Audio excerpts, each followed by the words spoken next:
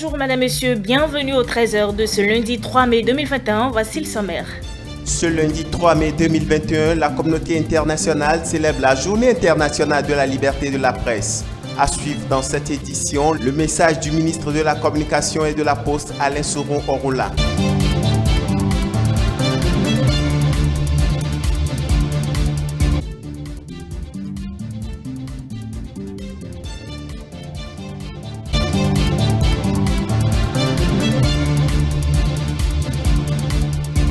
En interactualité, l'Égypte a autorisé l'approbation d'urgence du vaccin chinois Sinovac. Le pays n'a pas encore administré les vaccins anticorps d'AstraZeneca et de Sinopharm. Les précisions en fin d'édition, c'est l'essentiel en titre.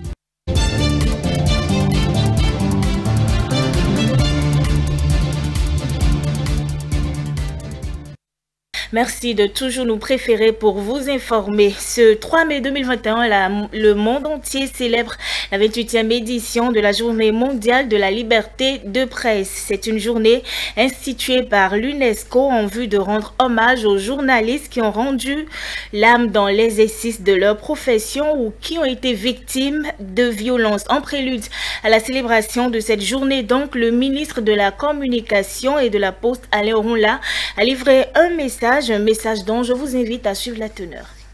Reporters sans frontières a fait connaître son classement au titre de l'année 2021 et a positionné notre pays au 114e rang.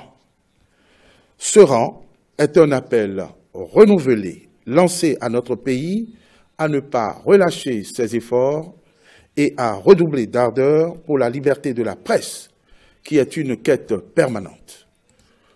Le gouvernement en prend acte. Je voudrais cependant me réjouir, cette année encore, de ce que mon pays n'a pas été épinglé comme un pays dans lequel les journalistes sont tués ou assassinés. Je suis aussi conscient que beaucoup d'efforts restent à faire et que nous devons effectivement redoubler d'ardeur. Il ne peut en être autrement, car le gouvernement et le chef de l'État, son Excellence Patrice Talon, ont fait le pari de renforcer la démocratie et l'état de droit au Bénin.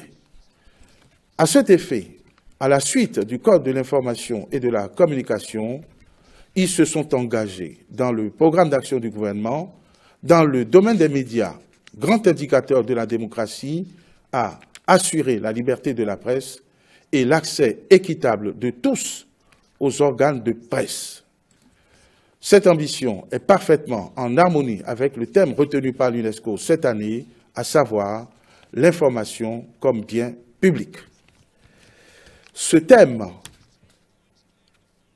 rappelle et remet en selle le rôle premier, la mission première et originelle du journalisme, à savoir mettre à la disposition du public des contenus vérifiés dans l'intérêt du public. Je voudrais saisir l'occasion pour inviter les professionnels à plus de professionnalisme et à plus de rigueur dans la production et la diffusion de contenu. Je pense beaucoup plus aux acteurs des nouveaux médias, Internet, sites web, réseaux sociaux, applications mobiles, etc., sur lesquels les problèmes se posent beaucoup plus afin que les contenus qu'ils proposent donnent moins de soucis et aillent dans l'intérêt du public, soient utiles et constructifs pour la société, la démocratie et l'état de droit. En tout état de cause, le gouvernement prendra toutes les dispositions requises pour jouer sa partition afin de garantir à toute personne l'accès aux sources d'information, notamment publiques. Je ne saurais terminer sans saisir cette merveilleuse occasion pour féliciter et remercier toute la presse de mon pays, toutes catégories confondues, pour son comportement exemplaire au cours de l'élection présidentielle et surtout pour la qualité de ses productions sur la période. Une très belle couverture, globalement sans dérive, sans diffamation, sans atteinte à la vie privée des candidats, sans intoxication et sans volonté de nuire. C'est la preuve qu'il y a de plus en plus du mieux en termes de responsabilité et de conscience professionnelle. Et je voudrais nourrir l'espoir que cette tendance sera maintenue afin que notre presse soit et reste une presse de qualité pour impacter positivement la démocratie. On reste collé à la célébration ce lundi 3 mai 2021 de la Journée mondiale de la liberté de presse, qui est une journée de réflexion pour les professionnels des médias. Quelle est la perception des citoyens par rapport aux journalistes? La réponse dans cet élément. Quand on dit qu'il reste à faire, rien n'est encore fait. Moi, je pense que la presse béninoise n'a qu'à continuer de faire son travail et de mieux nous apporter les informations s'il le faut. Être journaliste, ce n'est pas facile. Dans le passé, là, on ne savait pas qu'il y a les choses, les bonnes choses. Quoi. Mais en ces derniers temps, maintenant, nous voyons les bonnes choses et puis on sait que vraiment notre pays, ça va mieux. Je vous félicite beaucoup une fois encore en vous disant d'aller plus loin que ça. Bon, moi, je suis satisfait. Les journalistes doivent être libres de leurs fonctions dans la République. On ne peut pas dire que tout est noir. Nous félicitons et le gouvernement et les acteurs de la presse pour les efforts dans ce sens. Et nous souhaitons vraiment que et la politique et les institutions qui sont concernées et la presse, tout le monde se mette ensemble pour réfléchir sur comment faire pour rendre la liberté à cette presse. Lorsque la presse est libre, d'abord il y a de la joie. Quand vous écoutez chaque fois des débats contradictoires, le peuple non seulement est illuminé, la joie, et ça décompresse. Souvent, il y a des tensions de foyer parce qu'on constate qu'on n'arrive pas à s'exprimer. Donc, vraiment, tout le monde se met ensemble pour donner vraiment à la presse cette liberté et en qui s'identifie. Il va falloir que la RAC soit plus regardant, former plus les organes de presse pour qu'ils soient plus professionnels. Parce que le vrai problème, c'est l'autonomie et le professionnalisme. L'autonomie financière et le professionnalisme. Donc, si ces deux aspects sont un peu corrigés, bon, les gens vont suivre la presse, on va suivre la télé. Une autre célébration, la journée du travail. Les agents de la mairie de Cotonou ont célébré ce week-end la journée internationale du travail. Et c'était en présence du maire Lucas Trokbo et les membres du conseil municipal. On fait le point avec Aziza Djamou. La mairie de Cotonou, à l'instar des administrations publiques du Bénin, célèbre la journée internationale du travail. Moment de partage et de réjouissance, mais aussi et surtout de bilan des acquis dans l'amélioration des conditions de vie des agents de l'hôtel de ville. À cette occasion, par la voix de leur porte-parole, des doléances sont formulées pour une mairie plus dynamique et disponible au quotidien au service des usagers.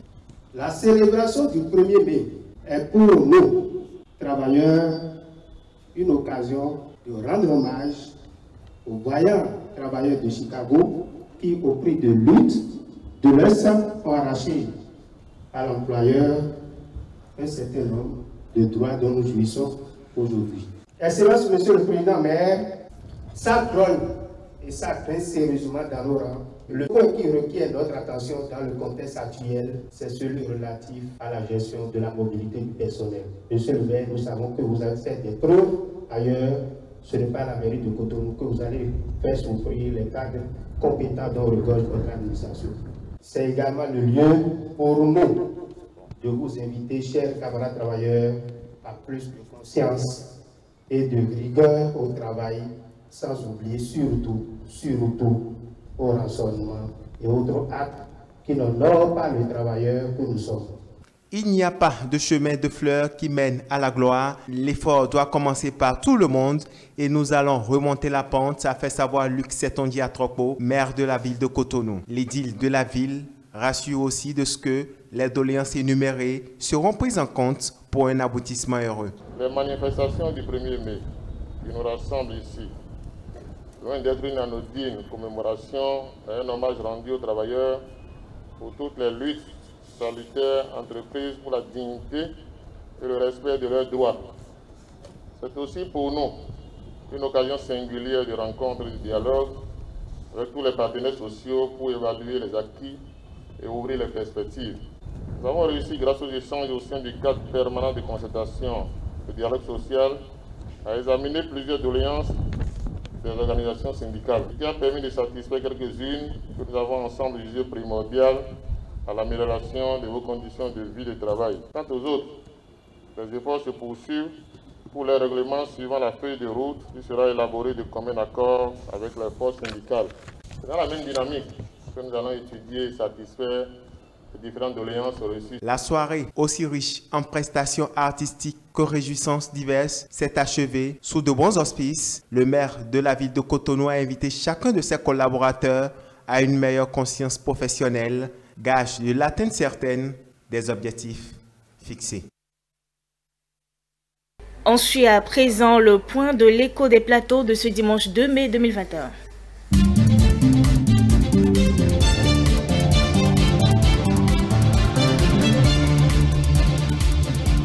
La sortie médiatique du chef de l'État Patrice Talon sur France 24 et RFI, la nomination de la présidente de la Cour des comptes, ce sont entre autres sujets abordés par les invités de Théodule Roussard sur l'émission L'Hebdo des éditorialistes. C'était ce dimanche 2 mai 2021. Tiane Christelle Oniodje pour le point. Suite à la sortie médiatique du président Patrice Talon sur France 24 et Radio France Internationale, les éditorialistes de Théodule Roussard ont abordé le sujet relatif aux violences préélectorales. Cette fermeté du chef de l'État sur la question des violences électorales et sur la question de la nécessité à agir pour empêcher que les actes, à l'image de ce que nous avons vu 1, 2, 3 fois déjà, ne se perpétuent. C'est pas parce que je ne suis pas d'accord avec une réforme politique que je suis appelé à m'organiser et à mettre en péril la sûreté de l'État et la stabilité du pays. Au cours de l'interview qu'a accordé Patrice Talon à Christophe Babouvier de la Radio France Internationale RFI et à Marc Perelman de France 24, plusieurs sujets d'actualité, entre autres la réélection à la présidentielle du 11 avril 2021 de Patrice Talon, les violences préélectorales ont été évoquées. En 2026, Patrice Talon sera-t-il ou non candidat? Le sujet a fait objet de débats sur ce plateau. Chercher à s'éterniser au pouvoir, c'est vilain en fait. Et lui, il n'est pas vilain. Il ne fait pas de vilaines choses. Donc je ne pense pas qu'il puisse aller dans ce sens-là. Je ne le pense pas. 2 mandats, ce sera 2 mandats. Si nous en sommes aujourd'hui à un second mandat de Patrice Talon, moi je peux vous certifier qu'au départ, quand il a dit qu'il ne ferait qu'un seul mandat, il était vraiment dans cette dynamique-là de ne faire qu'un seul mandat. Vous et moi savons que c'est l'évolution des choses, que la situation qui fait qu'aujourd'hui Patrice Talon se retrouve dans un 2e mandat. Les propos du politique demeurent les propos du politique. Et quand on est dans la posture qui est celle de Patrice Talon, et lui-même, pour finir, a prié le Seigneur avec nos 2 confrères, qu'il veuille bien nous prêter vie, eux et lui, ils verront. La nomination de la magistrate Ismat Biochane Mamadou au poste de président de la Cour des comptes le mercredi 28 avril 2021 en Conseil des ministres a été aussi abordé. Je pense que c'est un acte de responsabilité majeure. Ce qui me réjouit, c'est que je crois qu'il a trouvé la bonne personne à mettre. Pourquoi? Parce que Madame Biochane Ismat était déjà la présidente de la Chambre des comptes. Donc c'est un peu comme une continuité dans une nouvelle dynamique. La journée mondiale de la liberté de la presse qui permet de célébrer les principes fondamentaux de la liberté de la presse, d'évaluer la liberté de la presse à travers le monde, de défendre l'indépendance des médias et de rendre hommage aux journalistes qui ont perdu leur vie dans l'exercice de leur profession était au cœur des échanges. Cette affaire de 4e pouvoir, moi ça m'a fait toujours sourire, on n'a aucun pouvoir. On a tellement de problèmes que même cette journée qui nous est dédiée, je me demande ce qu'on en fait. Regardez, je ne prends qu'un seul exemple, la carte de presse. Au jour d'aujourd'hui, il y a certains confrères qui ont le sésame en main, qui est périmé. À quand son renouvellement? C'est quand le renouvellement de la RAC approche qu'on pense. Alors qu'au jour d'aujourd'hui, ça pénalise certains parce que selon que vous l'avez à jour, vous êtes traité autrement que celui qui ne l'a pas ou celui qui l'a périmé. S'il y a un secteur au Bénin qui est malade, qui est charcuté, qui a tout, c'est le nôtre. L'information comme bien public, c'est le thème de la Journée mondiale de la liberté de la presse de ce 3 mai 2021. Une journée qui mettra en évidence plusieurs impératifs, des mesures pour assurer la viabilité économique des médias d'information, des mécanismes pour assurer la transparence des sociétés Internet et le renforcement des capacités en matière d'éducation aux médias et à l'information, permettant au public de reconnaître et de valoriser, ainsi que de défendre et d'exiger le journalisme en tant qu'élément essentiel de l'information comme bien public.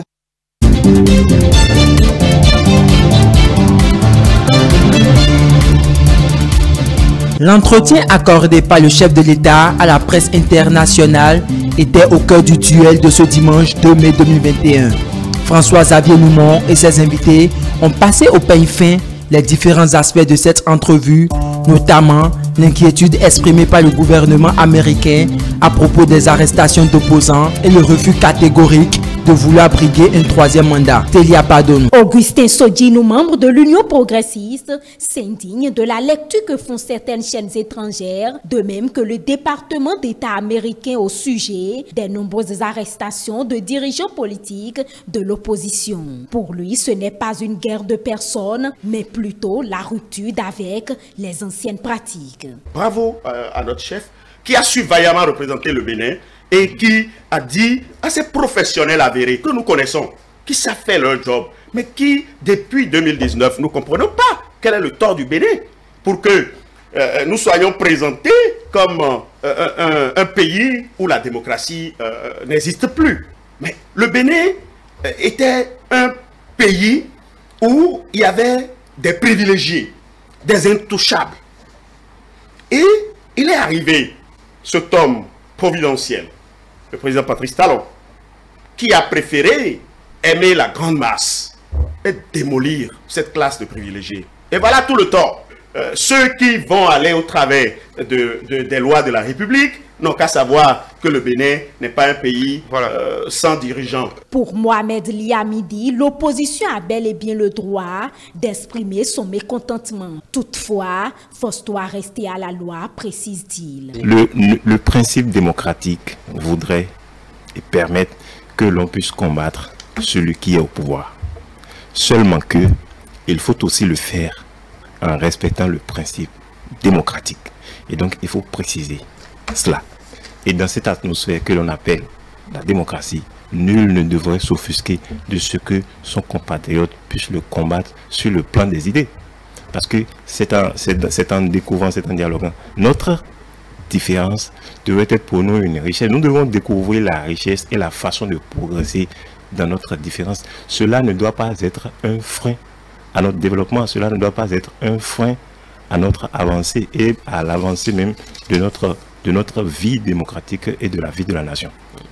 Au cours de l'entrevue accordée à RFI et France 24, Patrice Talon dit non à un troisième mandat. Mohamed Liamidi estime que c'est à l'opposition de tout mettre en œuvre pour la concrétisation de cette affirmation du chef de l'État. Augustin Sodjinou pense, lui, que l'opposition ne pourra pas être à la hauteur d'un tel défi. Que le chef de l'État l'ait dit ou ne l'ait pas dit, ce n'est pas ça le plus important. Le plus important, c'est ceux qui sont en position d'opposant face au chef de l'État. C'est à eux de faire en sorte que cela soit. C'est à eux de s'apprêter avec le principe démocratique, je le précise toujours, qui est de réaliser la tenance par les urnes, faire en sorte d'être présent à l'Assemblée, d'avoir un nombre de députés conséquent pour pouvoir inverser le rapport des forces. Et c'est en faisant comme ça qu'on amènera le chef de l'État à rester collé à sa parole. La façon dont le capitaine de l'équipe, le capitaine de la mouvance travaille, moi je suis sûr que c'est un candidat de la mouvance actuelle qui reprendra le pouvoir en 2026. Allez écrire ça quelque part.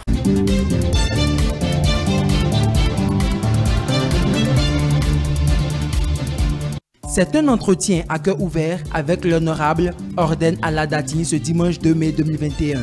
Au menu des échanges, plusieurs sujets relatifs à l'actualité. Mais le sujet sur lequel a insisté l'invité est les législatives de 2023. On fait le point avec Mathieu Bocon. Reçu par Angène Toboula, l'honorable Orden Aladatini, sans langue de bois, a abordé les sujets relatifs à la sortie du chef de l'État à la présidentielle de 2021. Aussi est-il revenu sur la réforme du système partisan qui continue de susciter débats et commentaires. Pour l'inviter, l'objectif reste déjà 2023.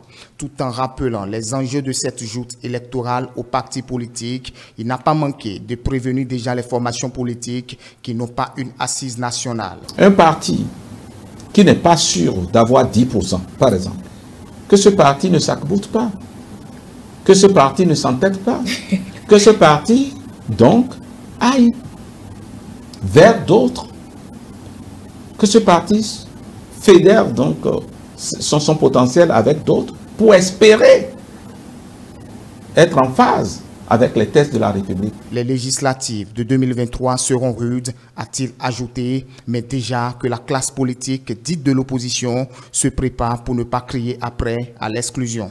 Vous estimez que seul, vous pouvez aller affronter les prochaines élections 2023, libre à vous. Mais alors, à la veille, ne criez pas à exclusion si vous ne prospérez pas. La loi est dure, mais elle reste la loi, a-t-il martelé, ce membre de l'Union progressiste précise. Nous pensons et nous sommes convaincus que ce n'est pas pour nous que nous travaillons, que ces réformes sont nécessaires pour le pays. Madame, Monsieur, sans transition, on se rend au-delà de nos frontières pour vous informer que l'Égypte a autorisé l'approbation d'urgence du vaccin chinois Sinovac entrant dans le cadre de la lutte contre la Covid-19. Le pays n'a pas encore administré les vaccins anticorps d'AstraZeneca et de Sinopharm. Les précisions avec nos confrères de CCTV+. Les amoureux de récital de musique apprécient de nouveau le festival des Nuits de la musique spirituelle après une année d'absence en raison du coronavirus. Le festival est un événement annuel qui a lieu chaque année dans un lieu, voire une ville différente. Cette fois, c'est le quartier de Al-Sayeda Zainab dans le Vieux-Caire qui a été choisi, une destination populaire pour les Égyptiens célébrant les nuits du Ramadan. Et la musique se mêle à l'histoire à l'intérieur d'Al-Senari, une maison vieille de 300 ans rénovée pour devenir un centre culturel renommé.